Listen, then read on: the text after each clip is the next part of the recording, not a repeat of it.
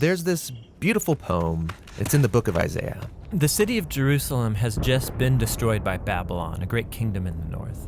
And all of these Jewish people, they've been sent away into exile, but a few remained in the city.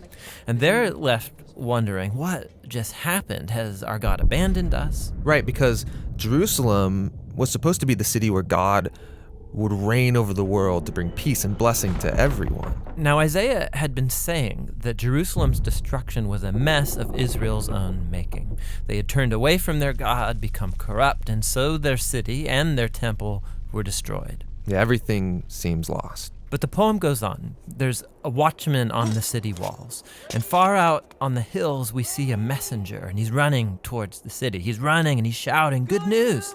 And Isaiah says, "How beautiful on the mountains are the feet of those who bring good news." Beautiful feet? Yes, the feet are beautiful because they're carrying a beautiful message. What's the message? That despite Jerusalem's destruction, Israel's God still reigns as king, and that God himself is going to one day return to this city, take up his throne, and bring peace. And the watchmen sing for joy because of the good news that their God still reigns.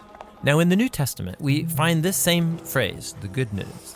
It's the Greek word euangelion, and it's also sometimes translated with the word gospel.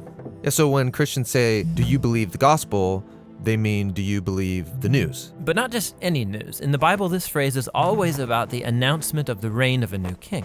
And in the New Testament, the Gospels use this phrase to summarize all of Jesus' teachings. They say that he went about proclaiming the good news of God's kingdom. So Jesus saw himself as the messenger, bringing the news that God reigns. Yes, but the way that he described God's reign, it surprised everybody. I mean, think, a powerful, successful kingdom. It needs to be strong, able to impose its will, able to defeat its enemies. But Jesus said the greatest person in God's kingdom was the weakest, the one who loves and who serves the poor.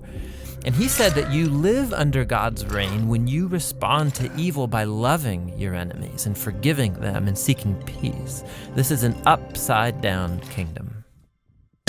Now, Jesus also said that this kingdom was arriving with him. Yeah, so for example, there's this really interesting story where there's a high-ranking Roman officer, and he comes to Jesus begging him to heal his servant.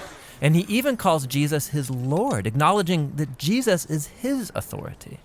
Jesus praises this man for recognizing what no one else yet had, that not only was Jesus announcing God's kingdom, he was the king. And so the word gets out that this Jewish man from Galilee is talking and acting like he's the king of Israel. He's appointing 12 disciples, which are an image of Israel's 12 tribes. He's healing people, forgiving people their sins. And all of this so threatened Israel's leaders that they finally decide to have him killed. And Jesus let them. Yeah, which is a weird thing to do if you're trying to become king. That's right. But for Jesus, this is what had to happen.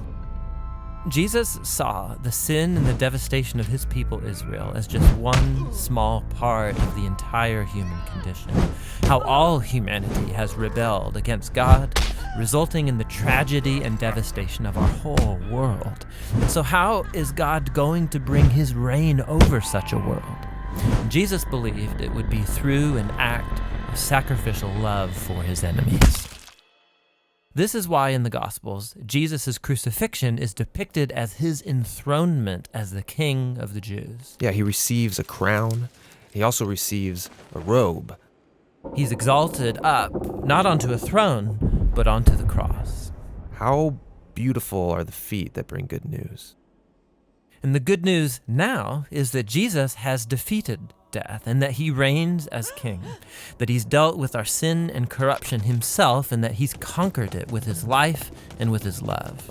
And then Jesus sends his followers to go out and keep announcing this good news of the upside-down kingdom. And to invite everyone to give their allegiance to him, the king who defeated death with his love.